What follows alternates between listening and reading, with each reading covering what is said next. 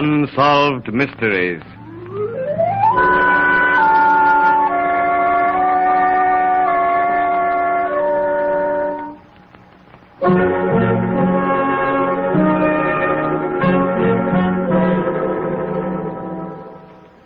The Borden case is undoubtedly without parallel in the criminal annals of America. It is perhaps the most puzzling murder which has occurred anywhere in the whole world. The perpetrator of this double murder was saved from the gallows by a most extraordinary chain of circumstances.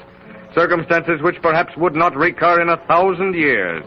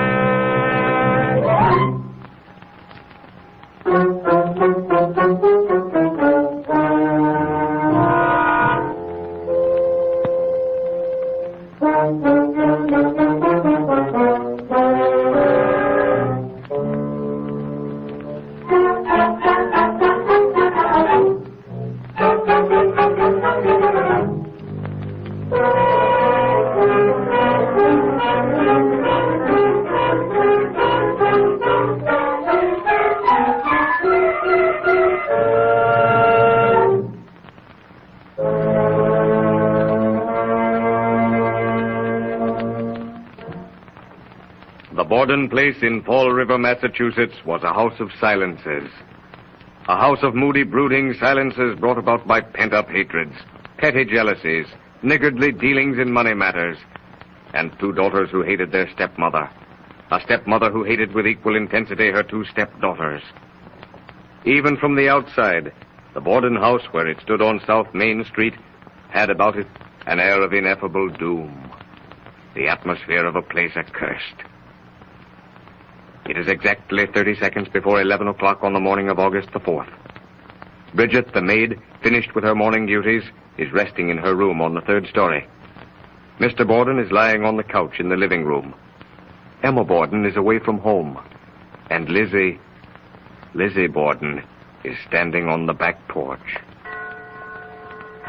Bridget, come here. What's the matter, Miss Lizzie? Come down quick. Father's dead. Somebody came in and killed him. Don't go in, Bridget. Don't go in. Get a doctor. Run across the street and get Dr. Bowen. Is there anything wrong, Lizzie? Oh, Mrs. Churchill, someone has killed Father. Please come over. I'll be over right away. The doctor isn't home. I left word for him to come. Miss Lizzie, where were you when this happened? I was out in the yard. I heard a groan. The screen door was wide open. I came in. Lizzie, where is your father? In the living room. Where were you, Lizzie, when it happened? I went to the barn to get a piece of iron. Where is your mother? I don't know. She had a note to go see someone who was sick. It must have been in town, but I thought I heard her come in. I don't know but what she may have been killed, too. Father must have an enemy. What's all this, Lizzie? What's it they hear about your father? It's Dr. Bowen, and he has Officer Allen with him. Oh, Doctor, in the living room. All right. Now stand back. Come on, Doc. No need to examine him to see whether or not he's dead. Get me a sheet, somebody. How long has he been dead, Doc? About 10 minutes. Still warm. Lizzie. Yes, Doctor. Where were you when this happened? I was over at the barn. Where were you, Bridget? In my room, upstairs. Did you hear anything? No. Were you asleep? No. I've just been lying down for a few seconds. Now listen, nobody could have killed this man the way he's been killed without making some noise. No signs of any weapon either, officer. Let me see your hands, Bridget. That's it. Turn around. Oh, nothing there. You, Miss Lizzie. Let me see your hands. Me? Yes, you. Whoever killed this man must have left some traces. And you were the only two people in the house. There's no signs of blood on Lizzie. Not even inside her bodice. I've looked. Bridget, you go upstairs and see if Mother's come in. Not alone, Miss Lizzie. I'm not going up those stairs alone. I'll go with you. Oh, Dr. Lizzie. Oh.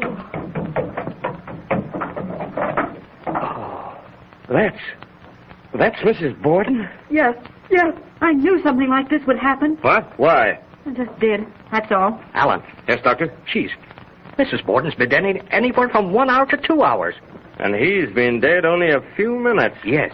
Well, every one of you stay where you are. I'm going to search for the weapon. But neither Officer Allen nor any other of the many members of the police force ever found the weapon. Mrs. Churchill, from her window across the driveway, saw no one enter or leave the house. Mrs. Borden, the murdered woman, weighed nearly 200 pounds, Yet no one heard a sound when the murderer felled her. Not a sound, not a cry, not a clue, but suspicions. Yes. Lizzie Borden lay in prison staring at the whitewashed ceiling, hearing again and again the same words. Different voices, but always the same words. Where were you, Lizzie Borden, when this happened? Where were you, Lizzie Borden, when this happened? Where were you, Lizzie Borden, when this happened? Where were you, Lizzie Borden, when this happened? Where were you, Lizzie Borden, when this happened? Where were you, Lizzie Borden, when this happened? Where were you, Lizzie Borden, when this happened? The Superior Court of New Bedford on this day, June the 20th, now in session. Chief Justice Albert Mason presiding. All stand while the justice takes his seat. Mr. Robinson, you may begin your closing appeal to the jury. Gentlemen of the jury, you have heard the witnesses describe the sitting room in which Mr. Borden was killed. How the walls, the ceiling were splattered with blood. Now, gentlemen of the jury, almost 2 hours elapsed between the murders. At no time was Miss Lizzie Borden out of the sight of Bridget the maid or Mr. Borden before his death for a period of more than 20 minutes. How could she cleanse herself of bloodstains in that length of time? I repeat, how could she cleanse herself of bloodstains in that length of time? She could not. Now remember that according to the state, Lizzie Borden must have killed her stepmother about 9:30, got rid of the weapon, cleansed herself, and appeared before Bridget the maid before 9:45. Again, she had between 10:45 and 11 o'clock in which to kill Mr. Borden, again dispose of the weapon, and again cleanse herself of bloodstains. Impossible, gentlemen of the jury, impossible. Within 15 minutes of Mr. Borden's death, Lizzie Borden was examined by Mrs. Churchill, who stated that there were no bloodstains on Lizzie Borden's person, not even inside her bodice. I have finished. I ask that you think carefully and seriously upon the evidence presented when you return your verdict. The district attorney may address the jury. Gentlemen of the jury, the defense contend that Lizzie Borden did not have time to cleanse herself after killing her stepmother. Now, that is something that no one can say. The medical testimony cannot and does not specify the exact moment at which Mrs. Borden was struck down. And Lizzie Borden may have had ample time in which to rid herself of the telltale bloodstains. In regard to the killing of Mr. Borden, I admit the difficulty. I cannot answer it. You cannot answer it. But, gentlemen of the jury, Lizzie Borden was the only person who could have committed the double murder. And so I say to you, gentlemen of the jury, as presiding judge in this case, that if the state have not proved their case, then you must find for the prisoner and return a verdict so. You may retire to consider your verdict. While the jury retire to consider their verdict, consider the case. It is not easy to remove bloodstains.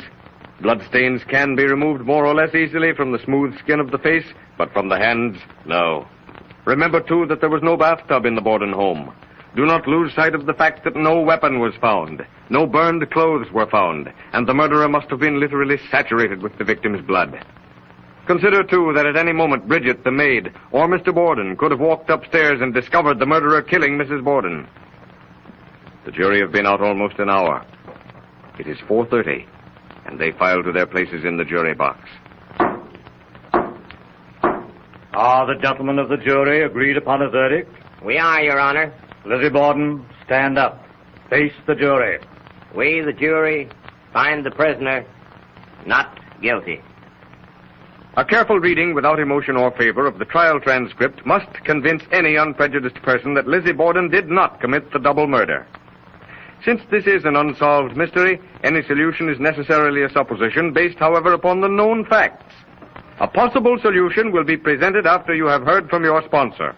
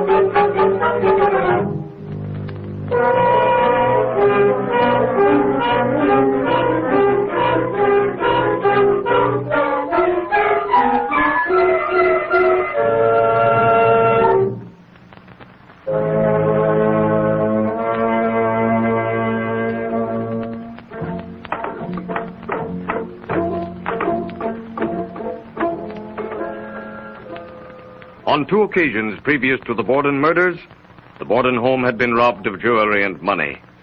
Stray tramps had probably perpetrated the robberies, and remember that these gentlemen of the highway leave secret markings on walls and houses informing their brothers of the road that these houses are easy to rob, or perhaps a mark that tells that the householder is kindly and that food will be forthcoming. It is the morning of the murder. Lizzie. Lizzie, Yes, Mother? I'm going to town to visit a friend who isn't feeling well. Now, Mother? I'm going to my room to dress first. Have Bridget wash the windows. Yes, Mother. Bridget. Oh, Bridget. Yes, Miss Lizzie? I'm going to do some ironing. Will you wash the windows? Yes, Miss Lizzie. I've got the water and everything ready now. I'm going right outside. Both for the irons won't be hot for quite a spell. I'll go to the barn and get the lead to make these sinkers for my fishing line. A tramp hidden in the basement since early morning makes his way into the house. This is his opportunity for petty theft. The house is empty, he thinks. In the upper room, he comes face to face with Mrs. Borden. He silences her unuttered cry with a blow. Panic seizes him and he turns to flee. Escape is impossible. Lizzie Borden has returned from the barn, and tremblingly the murderer hides in the same room where his victim lies dead. Here's your father, Miss Lizzie. I'm going up to my room for a few minutes. Very well, Bridget. Oh, hello, Father. Oh, hello, Lizzie. Any mail for me, Father? Well, not a thing, Lizzie. I'm tired. I think I'll lie down for a bit on the sofa. No, all right. I'm going out to the barn for a piece of iron. The murderer, still hidden in the upper room, hears the door slam. He creeps downstairs to the living room, sees Mr. Borden on the sofa, and thinking he's asleep, tries to creep past him. Borden looks up, sees the blood-stained figure, but like Mrs. Borden, he is silenced with a blow before he can say a word. The back door creaks. Lizzie's returning. In a moment, the hue and cry will be raised. The murderer's only chance is to hide in the basement and wait for an opportune moment to escape. And so Fall River had an unsolved mystery. For the police, despite a statement that a murderer could have entered the house through the basement, didn't even look in the basement till the next day. And the murderer had, of course, made his escape in the dark of the previous night.